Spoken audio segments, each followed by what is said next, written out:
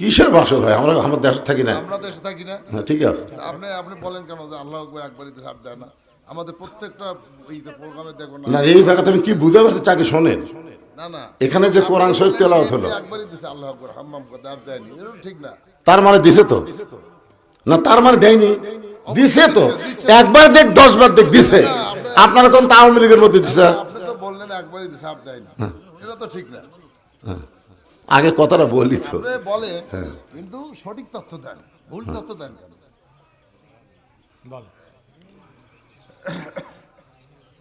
না, আমরা ওয়াজ করছি তো, ওয়াজ করতেছি, কিন্তু আসলে অতিথি এসে যদি এরকম কথা বলে তাহলে তো হবে না। না, ওয়াজ করবেন, আপনি সত্যি কথা বলবেন। আরে সত্যি তো বলতেছি, আপনাকে দেয়নি তা বললেন, দিছে তো। হ্যাঁ, দেওয়ার মধ্যে যাই থাকে, জনসমাবেশে না দেখ যাই, জনসমাবেশে দেওয়ার পরে, আমি বলতেছি জনসমাবেশে দেওয়ার পরে তারা তো দিবেই, ঠিক কিনা বলেন? যারা জনগণের মধ্যে দেয় তারা যে দিবে এ ব্যাপারে সন্দেহ আছে? বোঝা লাগবে তো। আমরা গোপনে অনেক ভালো কাজ করি, কিন্তু প্রকাশ্যে ভালো কাজ করা যায়?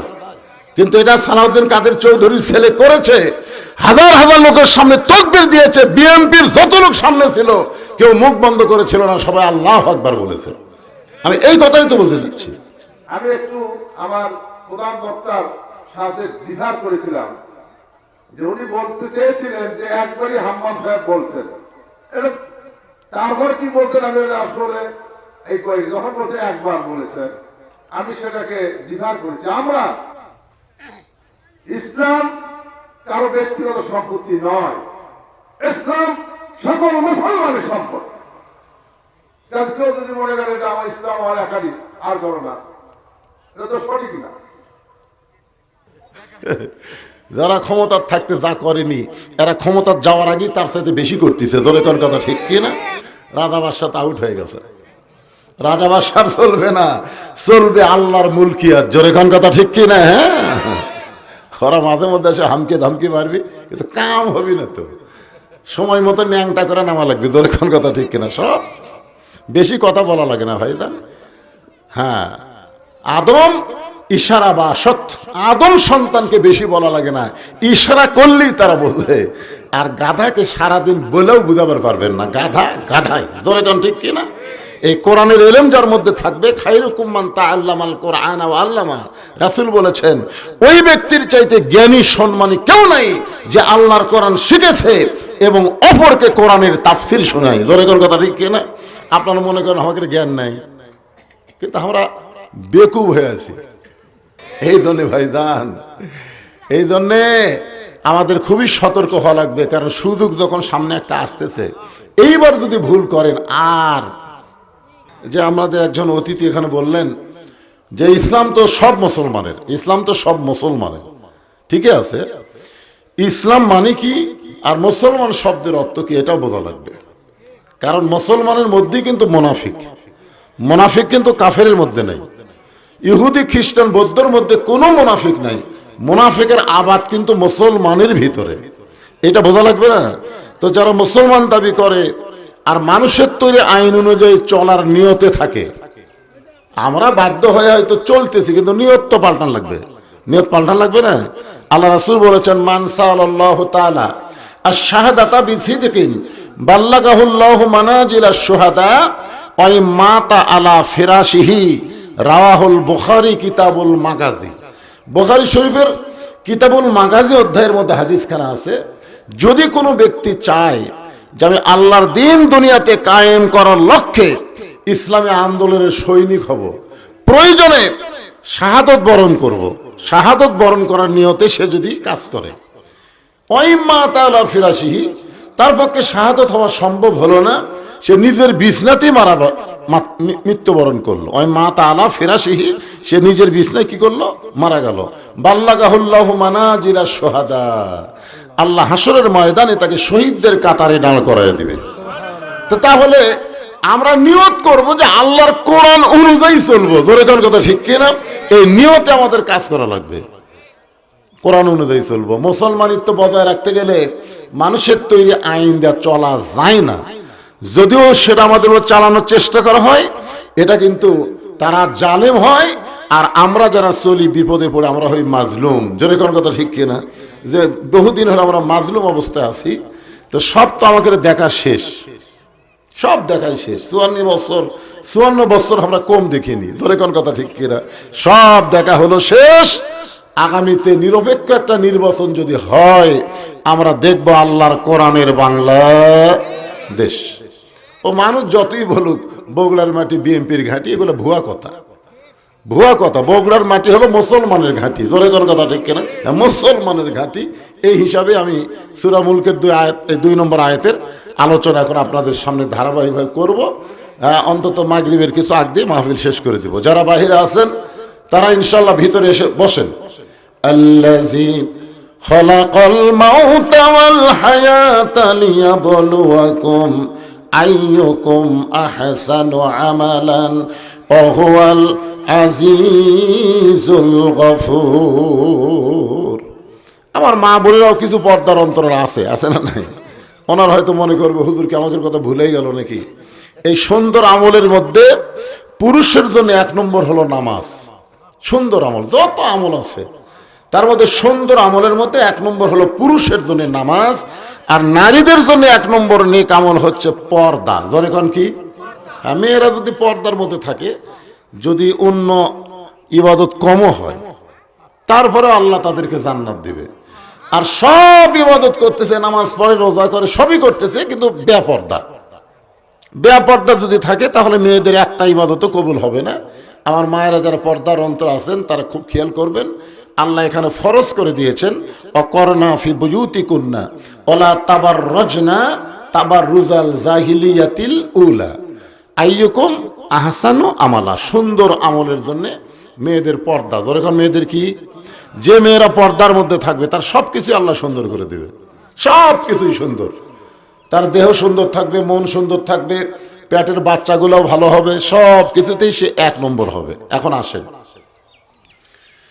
সুন্দর আমল করতে গেলে সুন্দর একটা পরিবেশ লাগবে। সব পরিবেশে আমরা সুন্দর আমল করতে পারবো না। আমরা নেক আমল করতে পারবো, কিন্তু সুন্দর আমল করা যাবে না। নেক আমল কি? নামাজ পড়তেছি। নেক আমল কি? রোজা করতেছি। কিন্তু সুন্দর আমল কি? নামাজ পড়তেছি আল্লাহর আইনে, রোজা করতেছি আল্লাহর আইনে। আর নেক আমল হচ্ছে নামাজ পড়তেছি আল্লাহর হুকুম, রোজা করতেছি আল্লাহর হুকুম, কিন্তু আইন কার? আল্লাহর না। বর্তমানে বাংলাদেশে নেক আমল হচ্ছে, কিন্তু সুন্দর আমল হচ্ছে না। এইটাই আপনাকে বোঝানোর চেষ্টা করতেছি। সুন্দর আমল করতে গেলে সুন্দর একটা পরিবেশ লাগবে। কি লাগবে? পরিবেশ লাগবে। যেরকম আজকের মাহফিলের পরিবেশ সুন্দর না, আজকের মাহফিলের পরিবেশটা সুন্দর নয়। এজন্য বক্তা যতই চেষ্টা করুক আজকের ওয়াজ সুন্দর হবে না। একটা সুন্দর পরিবেশ লাগবে। সুন্দর একটা পরিবেশ করতে গেলে সুন্দর একটা সমাজ লাগবে। সামাজিকভাবে যদি চেষ্টা না করে সুন্দর পরিবেশ করা যাবে। সুন্দর একটা সমাজ যদি তৈরি করতে চান তাহলে সুন্দর একটা রাষ্ট্র লাগবে। রাষ্ট্র যদি সুন্দর না হয় সমাজ কোনোদিনও সুন্দর হবে না। আর সুন্দর একটা রাষ্ট্র যদি তৈরি করতে চান তাহলে আল্লাহর কোরআন অনুযায়ী রাষ্ট্র চলার লাগবে। ধরে কোন কথা ঠিক কিনা? এটা হচ্ছে অরিজিনাল কথা। তো এখন সুন্দর রাষ্ট্র তৈরি করতে গেলে কোরআন লাগবে, সুন্দর সমাজ তৈরি করতে গেলে সুন্দর রাষ্ট্র লাগবে। সুন্দর সমাজ যদি আমরা তৈরি করতে, সুন্দর একটা পরিবেশ তৈরি করতে গেলে সুন্দর একটা সমাজ লাগবে। আজকে আমাদের এই যে আপনাদের এই বাইতুল ফালাম জামে মসজিদের আশেপাশে যে পরিবেশ চলতেছে, এটা কেমন পরিবেশ আপনি একটু চিন্তা করে দেখেন। এই পরিবেশে কি সুন্দরভাবে বাইতুল ফালাম মসজিদে নামাজ পড়া যাবে? যাবে? দেখেন তো একটু চিন্তা করে। কারণ আমরা বাড়ি থেকে মসজিদ 100 গজ দূরে, 100 গজ দূরের মসজিদে জোহরের নামাজ পড়বেন। আপনি বাড়ি থেকে নিয়ত করছেন আমি সামনে কাতারে নামাজ পড়বো, খুব সুন্দর নিয়তে আপনি অজু করে মসজিদ দিকে রওনা দিলেন, কিন্তু রাস্তার মধ্যে 2টা বেপর্দা নারী ঘুরঘুর করে ঘুরতেছে, আপনি মুসল্লি দিকে কোনো শরমও করতেছে না, মানে আপনার শরীরের সাথে লাগিয়ে দিয়ে যাবে। এইরকম একটা বেপর্দা মেয়ে আপনার চোখত যদি পড়ে, চিন্তা করেন, চোখত যদি পড়ে তাহলে আপনি কি করবেন? আপনি দেখবার চাননি তো, হঠাৎ পড়েই গেছে, তাহলে কি করবেন? পোকা মশা পড়লে না তোলা যায় না, যে ভাই চোখত পোকা পড়ছে, কিন্তু একটা বেপর্দা নারী যদি চোখত পড়ে কেমনি তুলবেন? তোলার তার বুদ্ধি নাই। এখন নাউজুবিল্লাহ জিকির করে মসজিদের মধ্যে ঢুকলাম। সামনে কাতারে গিয়ে নিয়ত করতেছি ইলা জিহাতিল কাবাতি শরীফাত আল্লাহু আকবার। মুখ আছে কাবার দিকে, চোখ আছে সেজদার দিকে, আর মন খালি বারবার বলতেছে রাস্তাত কার বউ দেখলাম রে, রাস্তাত কি দেখলাম রে। আপনার বলেন তো নামাজ হবে? আচ্ছা, আপনি মসজিদে ঢুকতেছেন, জোহরের নামাজ পড়বেন, আপনার জুতার দাম হলো 2000 টাকা। এখন 2000 টাকার জুতে আপনি মসজিদের দরজা থবেন না ভিতরে নিয়ে যাবেন, এইটা নিয়ে কিন্তু একটা পরিবেশের দরকার। জোরেকান্ত কথা ঠিক কিনা? বর্তমান পরিবেশ আপনারা বলেন তো, জুতা কি দরজা থবেন? কেন থবেন না? এই দেখেন, আমরা মসজিদ ঢুকবো কার ভয়ে? আল্লাহর ভয়ে। কিন্তু জুতা হাতত নিলাম কার ভয়ে? চোরের ভয়ে। তাহলে একে আল্লাহর ঘরের মধ্যে আমরা দুই জনের ভয় করলাম, একটা হলো চোরের ভয়, একটা হলো আল্লাহর ভয়। পরিবেশ ভালো নয়। সেই দিন পরিবেশ ভালো হবে কেবলমাত্র আল্লাহর ভয় থাকবে, চোরের কোনো ভয় থাকবে না। সেই দিন পরিবেশ ভালো হবে কেবলমাত্র আল্লাহর ঘরে যাব, কোনো বেপরদা নারী রাস্তা থাকবে না। জোরে কোন কথা ঠিক কিনা? এখন আপনাদের কাছে আমার প্রশ্ন হলো, এই বেপরদা নারী আর চোর থেকে মুক্ত করতে গেলে কার আইন লাগবে? এই তো এখন আল্লাহর আইন চালু না করলে ভাইজান আমাকে এই আমলগুলো মরা পর্যন্ত থাকবি কিনা, না তার আগে প্লাস মাইনাস হয়ে সব শেষ হয়ে যাবি। তো এই জন্যই আমরা খুব খেয়াল করব যে লিয়াবলুয়াকুম, তোমাদেরকে পরীক্ষা করা হবে, আইয়ুকুম আহসানু আমালা, এই বিষয়ের উপরে। এক নম্বর আমি নামাজের কথাই বলি, কারণ মসজিদের উন্নয়ন কল্পে মাহফিল নামাজ, জুমার নামাজ পড়ে আল্লাহ তাআলা রহমানুর রহিম। হাসরের ময়দানে আমরা অনেক সময় বলি রহমানুর রহিম নামে যত গুনাহ ঝরে, বান্দার কি সাধ্য আছে তত গুনাহ করে। সুবহানাল্লাহ। আপনার কি মনে করেন আমরা যতই পাপ করি আল্লাহর দয়ার চাইতে আমাদের পাপ বড়? এই যে লা তাকনাতু মির রাহমাতিল্লাহ, ইন্নাল্লাহা ইয়াগফিরুয যুনুবা জামিয়া ইন্নাহু হুয়াল গাফুরুর রহিম। আমার আবিদুর রহমান সোহেল ভাইয়ের একটা অনুষ্ঠান আছে, তো এখনই আমাকে আগেই বলছে ভাই আমি সালাম কালাম দিয়ে চলে যাবো, এই জন্য উনি চলে গেলেন, আমাকে আগেই বলছে। সবাই যখন নেতা খেতা চলে গেল তখন দেখলো তো আমারই ভাই, একই সাথে আমরা কামেলে পড়েছি, মোস্তাফিজুর রহমান সাহেব আমার ক্লাসমেট। তো ওরা চলে গেলে বাদশা রাধারা সব চলে গেলি, যাওয়ার পরে রাধা বাদশা তো আউট হয়ে গেছে। রাজা বাদশার চলবে না, চলবে আল্লাহর মুলকিয়াত। জোরে কোন কথা ঠিক কি না? হ্যাঁ, ওরা মাঝে মধ্যে এসে হামকে ধমকি মারবি, কিন্তু কাম হবি না। তো সময় মতো ন্যাংটা করে নামা লাগবে। জোরে কোন কথা ঠিক কিনা? সব বেশি কথা বলা লাগে না ভাই। হ্যাঁ, আদম ইশারা বা সৎ, আদম সন্তানকে বেশি বলা লাগে না, ইশারা করলেই তারা বোঝে। আর গাধাকে সারাদিন বলেও বুঝাবার পারবেন না, গাধা গাধাই। জোরে কোন ঠিক কিনা? এই কোরআনের ইলম যার মধ্যে থাকবে, খায়রুকুম মান তাআল্লামাল কোরআন ওয়া আল্লামা, রাসূল বলেছেন ওই ব্যক্তির চাইতে জ্ঞানী সম্মানী কেউ নাই যে আল্লাহর কোরআন শিখেছে এবং অপরকে কোরআনের তাফসীর শোনায়। জোরে কোন কথা ঠিক কিনা? আপনারা মনে করেন আমাদের জ্ঞান নাই, কিন্তু আমরা বেকুব হয়ে আছি। যারা ক্ষমতার থাকতে যা করেনি, এরা ক্ষমতার যাওয়ার আগেই তার সাথে বেশি করতেছে। জোরে কোন কথা ঠিক কিনা? এই জন্য ভাইজান, এই জন্যে আমাদের খুবই সতর্ক হওয়া লাগবে, কারণ সুযোগ যখন সামনে একটা আসতেছে, এইবার যদি ভুল করেন আর উপায় নাই। একটু মনোযোগ দিয়ে শুনবেন। আল্লাহ রহমান রহিম, আল্লাহ মাফ করবেন। বুখারী শরীফের হাদিসের মধ্যে আছে, আল্লাহ রাসূল বলেন, ওগো আমার উম্মতেরা, তোমাদের কাছে আমার প্রশ্ন হলো, আমি নবীর দয়া বেশি না আল্লাহর দয়া বেশি? আমাদের ধারণা হচ্ছে নবীর দয়া বেশি। মানে অনেক লোক বলে আল্লাহ যখন হাকিম হয়ে বিচার শুরু করবেন, ওই সময় আমাদের নবী ইয়া রব্বি হাবলি উম্মতি, ইয়া রব্বি হাবলি উম্মতি বলে কাঁদতে থাকবে। আল্লাহ বলুন, হাবিব আর কাঁদবেন না, আর কাঁদবেন না। আপনি কি মনে করছেন এই উম্মত গুলো শুধু আপনার, আমার কেউ না? আপনি যে হারে কান দিচ্ছেন মনে হচ্ছে সবই আপনার, তাহলে আমার কে? তো রাসূল বলতেছে এরা তো আপনার বান্দা। তা আজকে শুনে নেন, নবী তার উম্মতকে যেমন ভালোবাসে, আল্লাহ তার বান্দা বান্দিকে তার চাইতে বেশি ভালোবাসে। তো নবী বলতেছে, আল্লাহ ঠিক আছে, আপনার ভালোবাসাটা একটু দেখবার চাই। এটা কিন্তু হাসরের ওয়াজ হচ্ছে, হাসরের ওয়াজ। ঠিক আছে, দেখেন তো আল্লাহ তাআলা এক বান্দাকে নিয়ে আসবে মিজানের কাছে, মিজান, আরবিতে মিজান, বাংলাতে দাড়ি পাল্লা। আরবিতে হলো মিজান, বাংলাতে কি? আরো জোরে যাই বলতেছেন না, তার মনে হয় ওজন লাগবে না। আল্লাহ কোরআনে বলেছে ওয়াল ওয়াজনা বিল কিসতি ওয়ালা তুখসিরুল মিজান। তাহলে মিজানের বাংলা কি? আরো জোরে, জোরসে বলেন, জোর হলো না, আরো জোরে, ভালো করে দাঁড়ি পড়লা সাইনবোর্ড দিবে। আল্লাহর রাগ তুলে দিয়ে গেছে, দাঁড়ি পড়লার ক্যানভাস করে বিদায় নেবো, যা থাকে কপালে হয়ে যাক সকালে। জোরে কোন কথা ঠিক কিনা? এখন আল্লাহ তাআলা এক বান্দাকে ডাকবে, আয়!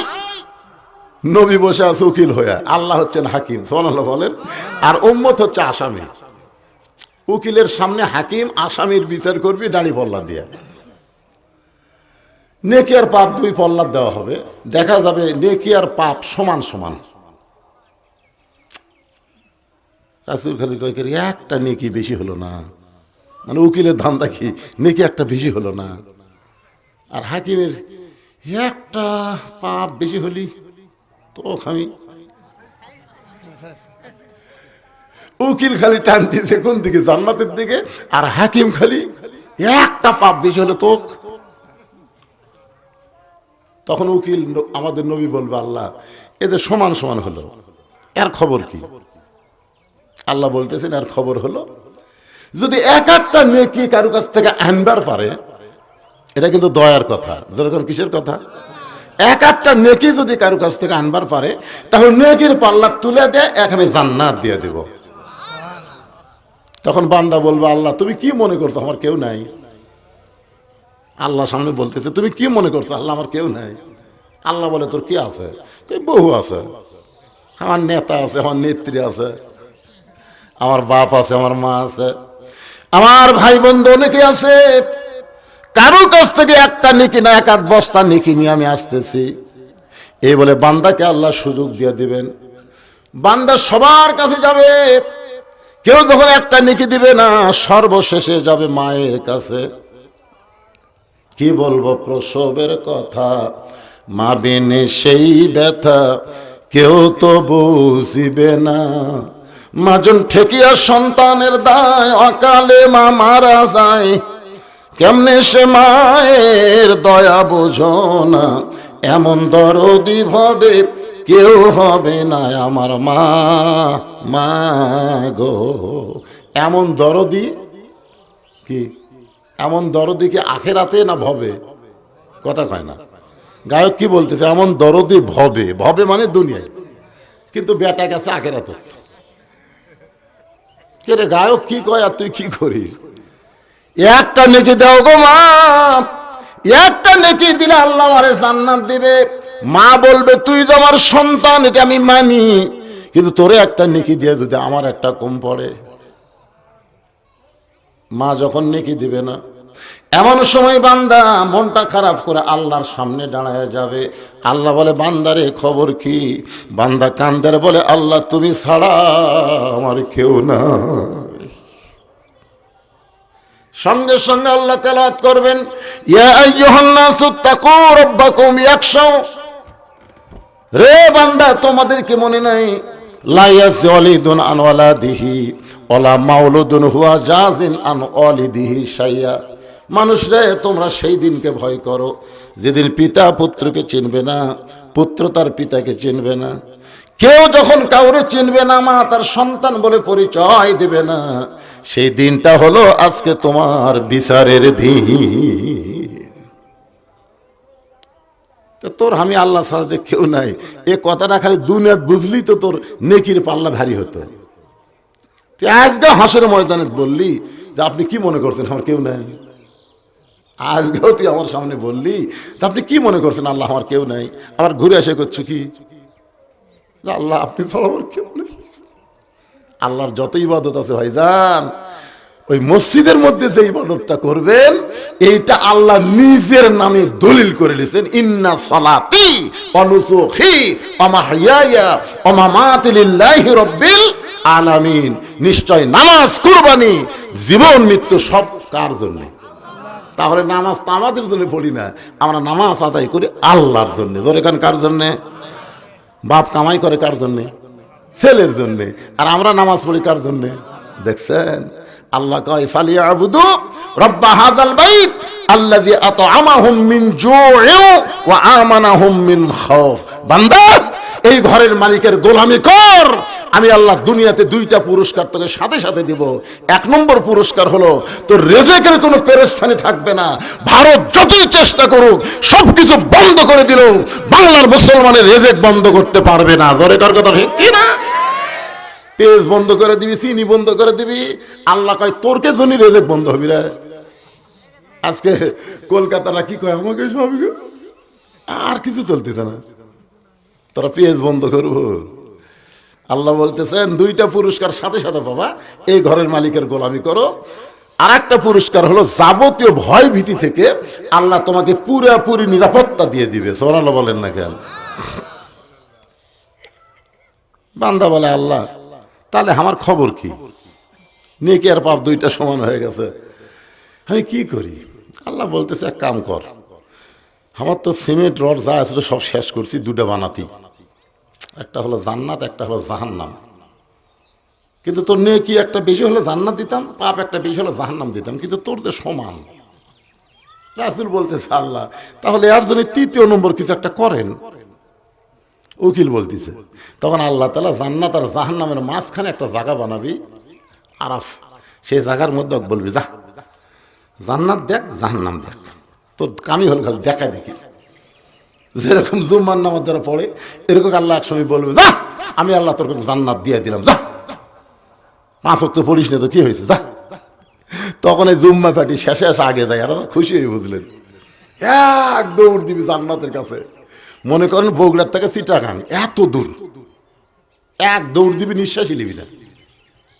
জান্নাতের দরজা যদি বিশাল একটা তালা, তোকে আল্লাহ জান্নাত দিলেন, দরজার যে তালা, আল্লাহ কয় খুঁজা দেখ চাবি আছে। ওরা খুঁজা দেখবি একটা তেল তালা চাবি, তালার মধ্যে ঢুকবি কিন্তু ঘুরবি না, ঢোকে ঠিকই ঘরে না। তোকে আল্লাহ চাবিও তো পেলাম, ঢুকলেও ঠিকই ঘরে না। আল্লাহ বলে তালার মধ্যে 5টা দাগ আছে, তোর চাবির মধ্যেও 5টা দাগ থাকা লাগবে, দেখ তোর দাগ আছে। তখন কয় আল্লাহ আমার চাবি তো তেল থেলা। আল্লাহ বলতেছে তালার মধ্যে 5টা দাগ হলো ফজর, জোহর, আসর, মাগরিব, এশা, যা তোর চাবির মধ্যে নাই। এই জন্যই তো তালা ঘুরতেছে না। তোকে তালা আমরা কি করব? আল্লাহ বলে জান্নাত দেখে ফেরত আয়। যারা 5 ওয়াক্ত নামাজ পড়ে না তারা জান্নাত দেখতে পারবি কিন্তু ঢুকতে পারবি না। আসসালাতু মিফতাহুল জান্নাহ, যারা 5 ওয়াক্ত নামাজ আদায় করবে আল্লাহ তাদের হাতেই জান্নাতের তালা খোলা চাবি দিয়ে দিবে। জোরে কান সুবহানাল্লাহ। তাহলে মসজিদের উন্নয়ন বলতে আপনারা কি বুঝতেছেন? কয় ওয়াক্ত নামাজ না খালি জুম্মার নামাজ? কোন নামাজের জন্য মসজিদ উন্নয়ন করবেন? মাশাআল্লাহ, একটু মনোযোগ দিয়ে শুনবেন। জান্নাত জাহান্নামের মাঝখানে যখন বান্দাটা চলে যাবে, এমন সময় দ্বিতীয় বান্দাকে নিয়ে আসা হবে মিজানের কাছে। আল্লাহ হলেন হাকিম আর আমাদের নবী হলেন উকিল। 2 নম্বর আসামিকে নিয়ে এসে নেকির পাল্লায় নেকি তুলে দিবি, একটা নেকি, আর পাপের পাল্লায় পাপ ভরা। আল্লাহ কয় কে খবর কি? আমার একটাই নেকি আল্লাহ, আর গোটা পল্লা পাপ দিয়ে ভরাছিস, তোর কি হিসেবে, তোর বিচার কি?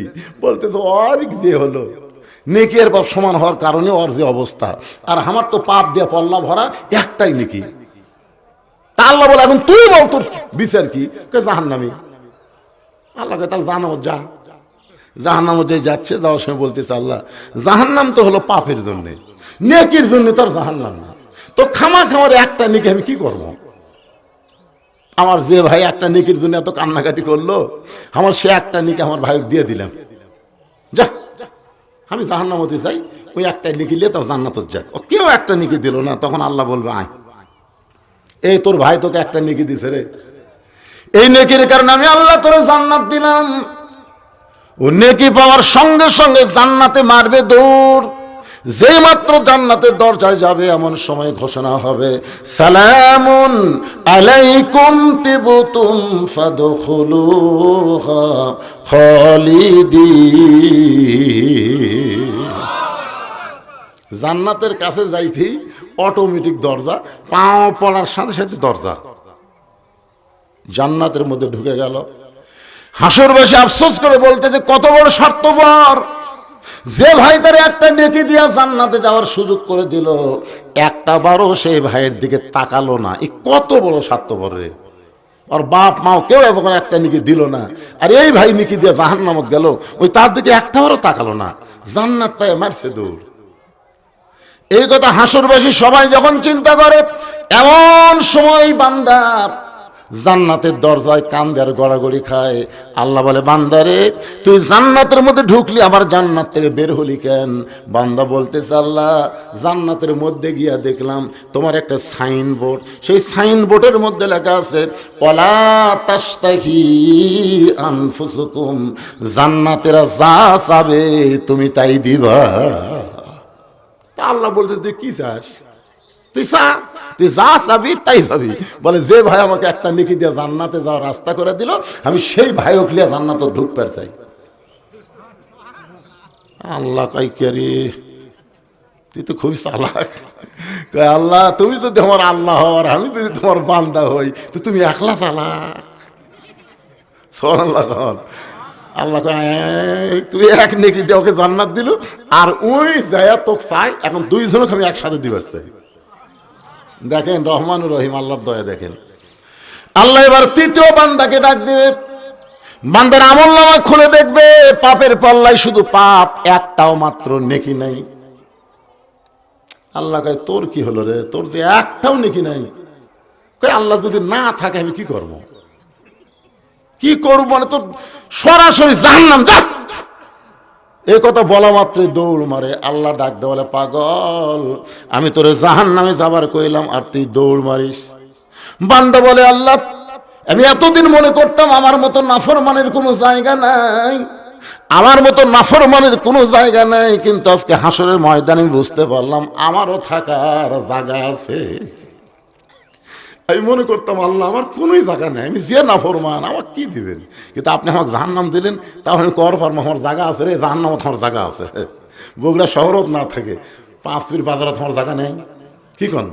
সবার জায়গায় কে শহরত থাকে? তোর কে শহরত বাড়ি আছে, 5 পীর আমার জায়গা আছে, আমি তো কর পারবো আল্লাহ আমার জাহান্নামত জায়গা আছে। আল্লাহ কয়, পাগলা, জাহান্নামত গেলে তুই পুড়ে যাবি, তোর কষ্ট হবে। বান্দা বলে, আল্লাহ এটাই যদি আপনার মনে হয়, তাহলে আপনি ইচ্ছা করলে আমাকে আবার জান্নাত দিবার পারেন। কারণ সন্তান অপরাধ করে, অপরাধ করার পরে যদি বাবা বাবা বলে কান্দে, দুনিয়ার সেই বাবা যদি সন্তানকে মাফ করে দেয়, আমি সারা জীবন শুনেছি, লা তাকনাতু মির রাহমাতিল্লাহ ইন্নাল্লাহা ইয়াগফিরুয যুনুবা জামিয়া ইন্নাহু হুয়াল গাফুরুর রহিম। আল্লাহ ওই পাপিষ্ঠ বান্দাকেও জান্নাত দিবে। রাসূল তখন বলবে, আল্লাহ আমি নবীর চাইতে আপনার দয়া বান্দা বান্দির প্রতি অনেক বেশি। এই হাদিসের শেষে আবার ব্যাখ্যায় বলা হয়েছে, ইমানের সাথে যারা মৃত্যুবরণ করবে তাদের সাথে আল্লাহ তাআলা এই রহমতের ব্যবস্থা করবে। এখন আপনারা বলেন তো, যে আমরা যে পরিবেশে চলতেছি, এই পরিবেশে আমাকে মরাটা কি হবে? কারণ মুসলমান পাপী হয়ে মরেন, কিন্তু মুনাফিক হয়ে তো মরা যাবে না। কি কোন মুনাফিকে মরা যাবে? মুনাফিকের ঠিকানা কোথায়? খালি জাহান্নাম হলে তাও হতো। জাহান্নামের একে সবচেয়ে নিম্ন স্তরে হলো মুনাফিক। এই জন্য ভাইজান আমাদের আজকে শপথ হতে হবে যে আমরা আগামীতে আজ থেকে নিয়ত করব যে মুনাফিকের মৃত্যু না, মানুষের তৈরি আইন না, আল্লাহর কোরআনের ওয়াজ শুনব, কোরআন অনুযায়ী বাস্তব জীবন গড়ানোর জন্য আল্লাহর কোরআন দিয়ে আগামীতে বাংলাদেশ চলবে, এই বিশ্বাস নিয়ে আমরা কাজ করব। কথা বলেন, কারা কারা আগামীতে বাংলার জমিনে আল্লাহর কোরআন চালু হোক? কারা কারা চান? একটু আল্লাহ হাত দেখান তো। হ্যাঁ, তাহলে আজকের মাহফিল সার্থক। এই মাহফিলটা করেছে আমার কি কোন ভাই কোন না মামা কোন কি কোন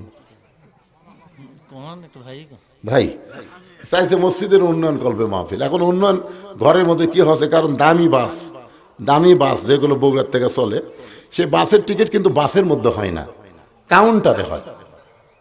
কাউন্টার হয় না, তো এখন এত নেতা খেতাক দাওয়াত দিছে, এখন কাউন্টারে কি করলো আল্লাহ ভালো জানে। দুই একজন যারা টিকিট না করে বাসও তোটে তারকে কাছ থেকে আবার কন্ট্যাক্টটা দেয়, ভাই আপনি টিকিট দেখাবার না পারলে। তা আপনারা এখানে যারা আছেন আসরের আগে মোটামুটি একটু ভালোই ছিল, এখন তো আমি মনে করছিলাম ওরা আবার ফেরত আসবে, তা আলো না। তো যে কয়েকজন আপনারা আইছেন আল্লাহর মসজিদের জন্য কিছু দিবার বলবো? আচ্ছা ঠিক আছে, যদি কারো মন চায়, ঘরটা আল্লাহর, আল্লাহর এত কোনো ওয়াজ শুনলেন, আল্লাহ এত দয়া, তারই ঘর। ঘরটা কার? এখন জোরে কত বলা লাগে, ঘর কার? আল্লাহ। তো আল্লাহর ঘরে দান করা এটা কিন্তু সকলের ভাগ্যে হয় না, কেবলমাত্র আল্লাহ যাদের জন্য জান্নাতে বালাখানা তৈরি করে, যে আল্লাহর ঘরে দেয়, আল্লাহ তার জন্য জান্নাতে একটা বালাখানা বানায়। আপনাদের মধ্যে ওটা বসা লাগবে না, এই ছেলেরা কি কি এরা কি করবে? ও আচ্ছা আচ্ছা, পিছন দিকে যাও, একবার পিছনে যাও, পিছনে যাও।